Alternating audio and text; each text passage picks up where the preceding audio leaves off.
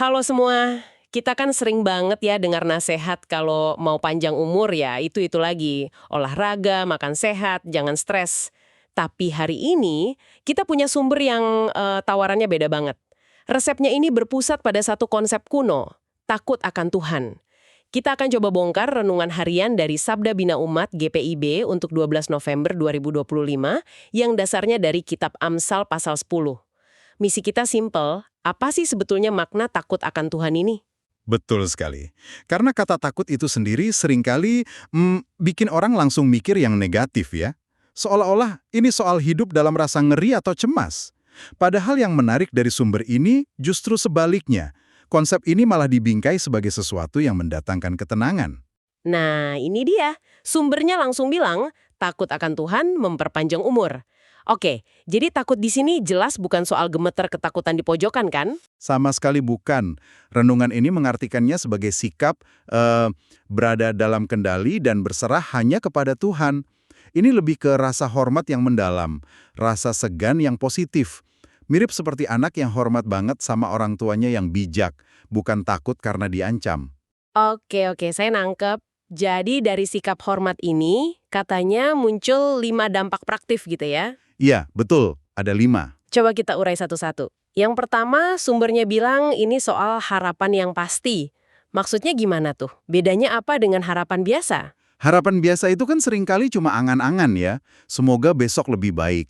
Gitu aja. Tapi sumber ini bilang, harapan yang lahir dari rasa hormat pada Tuhan itu punya dasar yang kokoh.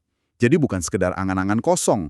Ini jadi pegangan. Oh, oke. Jadi ada jaminannya gitu ya. Lalu poin selanjutnya. Nah, yang kedua dan ketiga ini nyambung banget. Menuntun kita pada jalan yang lurus dan memberi keyakinan yang teguh. Artinya, kita jadi punya semacam kompas internal yang kuat. Jadi nggak gampang goyah atau belok-belok lah pas ada masalah. Jadi ini nyambung ya. Awalnya saya pikir ini soal aturan yang kaku, tapi ternyata sumber ini lebih menekankan pada kondisi batin yang stabil yang kemudian menghasilkan buahnya secara alami. Gitu ya? Tepat sekali. Dan buahnya itu kelihatan jelas di poin keempat dan kelima, yaitu jiwa yang tenang dan perkataan yang bijak. Nah, ini bagian yang paling relevan dengan kehidupan modern menurut saya. Jiwa yang tenang ya. Iya, renungan ini sampai bilang kalau jiwa yang tenang itu jadi semacam vitamin bagi tubuh. Ini menarik banget, Wow. karena konsep ini kan sejalan dengan psikologi modern.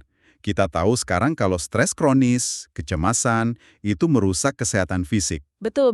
Teks kuno ini, dengan bahasanya sendiri sebenarnya sedang membicarakan regulasi emosi sebagai fondasi kesehatan.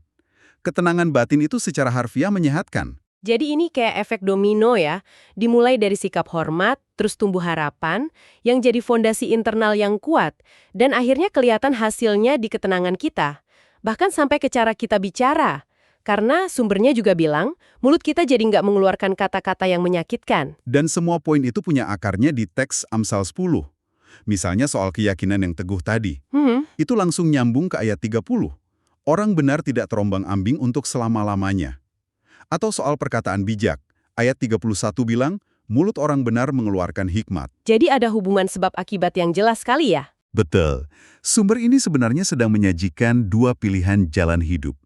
Dengan 2 hasil yang sangat kontras. Satu jalan yang dibangun di atas rasa hormat dan menghasilkan kehidupan. Satu lagi jalan sebaliknya, yang berujung pada kesia-siaan. Oke, jadi kalau kita tarik benang merahnya nih buat Anda yang mendengarkan, inti dari pembahasan kita ini adalah takut akan Tuhan itu bukan soal cemas. Tapi lebih soal membangun fondasi. Fondasi rasa hormat dan kepercayaan. Dan fondasi inilah yang katanya jadi sumber harapan yang pasti, stabilitas di tengah badai, dan kedamaian batin. Iya, dan ini juga meninggalkan kita dengan satu pertanyaan reflektif yang menurut saya penting. Apa itu? Sumber yang kita bedah ini kan mengaitkan cara hidup yang benar dengan hasil yang sangat konkret. Umur panjang, perlindungan, ketenangan. Nah, ini memunculkan sebuah pertanyaan untuk kita renungkan bersama. Dalam dunia yang seringkali terasa tidak adil, di mana kita kadang melihat hal buruk menimpa orang baik, gimana Anda secara pribadi memaknai janji perlindungan dan ketenangan ini? Di tengah realitas hidup yang, kadang terasa acak dan kejam. Itu sebuah pergumulan yang nyata kan?